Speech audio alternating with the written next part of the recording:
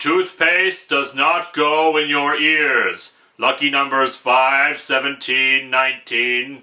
The best kind of event comics are the ones that, even though you've never read about the characters before, it makes you want to learn more about them. Then again, this is the event book that people keep telling me is the Marvel equivalent to Countdown, so this is probably not going to be any fun. Then Oren starts consuming the guy's blood, and we learn that this is a cult of vampires. Oh Lord, please do not stay my tongue when it comes to Twilight jokes. And then there's the X-Men, walking down the street in order to go to a baseball game. However, all of the setup that we just saw goes out the window when we suddenly see New York getting flooded. There's torrential rains and clearly the ocean is overflowing, traveling through the streets rapidly in mere minutes. The Fantastic Four get hit first, with Sue and Reed trying to get to the roof, a whale crashing into the workout area where the Thing was, and Johnny Storm and his dad completely engulfed in water. What the is going on? Oh, I think we all know what's going on. The Ultimate Warrior decided he could fight the pounding of the ocean, and this is just the ocean fighting back!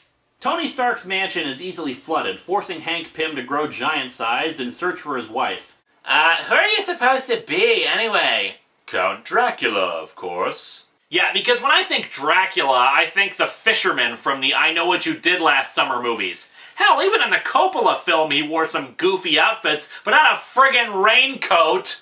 However, there's simply too much and she falls unconscious. Hey, can you tell me what the hell is going on in 25 words or less? I don't know! You did it in 3, didn't think you had it in ya. Hey, another legitimately funny line. It almost distracted me from the widespread death and destruction. Scarlet, however, is a supportive girlfriend.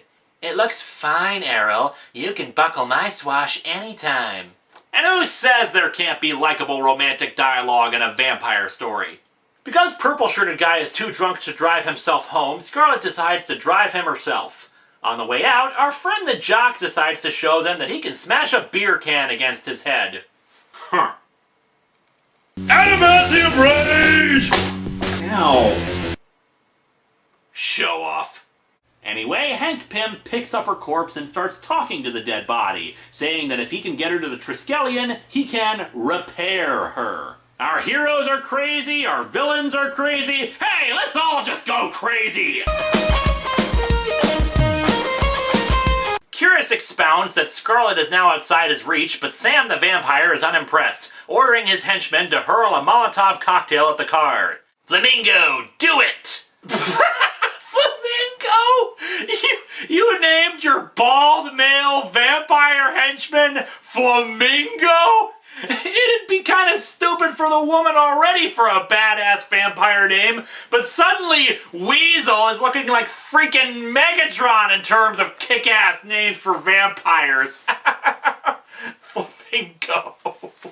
And indeed, inside the tunnels are massive marijuana plants. Swamp Thing identified the problem correctly. Planet Earth is going down the toilet, but he got the solution wrong.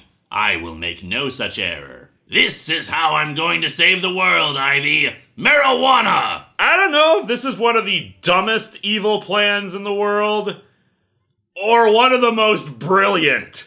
Unlike most villains, I don't want to rule the world. I only want to get it stoned. I see a flaw in this plan already. If everybody is stoned, who will be making the Doritos that everyone will be craving? He's the one who's responsible for the drug war, driving prices down to make it so easy for people to purchase it, as well as making it so the criminals can't compete. And another where he's doing a push-up while giggling maniacally. You know, someday they're gonna make a biography comic of me, but it's just gonna feature me weeping into a whiskey bottle after having finished another issue of Marvel.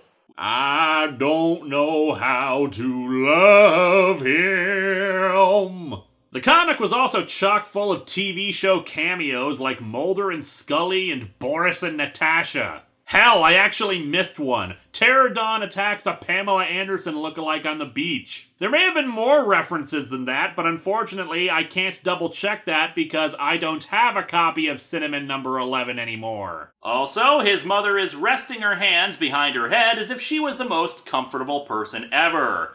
Pretty sure women aren't usually that relaxed while in labor. Just wheel me in there and get this thing over with. Feels like the son of a bitch is dancing in there. Really? You really needed to set up that he's been dancing since he was in the womb? Also, lady, you just called yourself a bitch. A man comes up behind her and grabs her, holding a knife up and threatening to cut her throat if she doesn't come along with him to have some fun. Naturally, Cinnamon is pretty pissed about this, flips the dude over her head, and criminy! She crushes his hand so much it spurts blood! So we finally found the inspiration for the unaired Wonder Woman pilot. Pants to be darkened indeed. In July 1987, Ice and a friend went to a hip-hop club.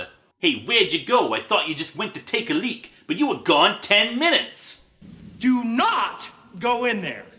Woo!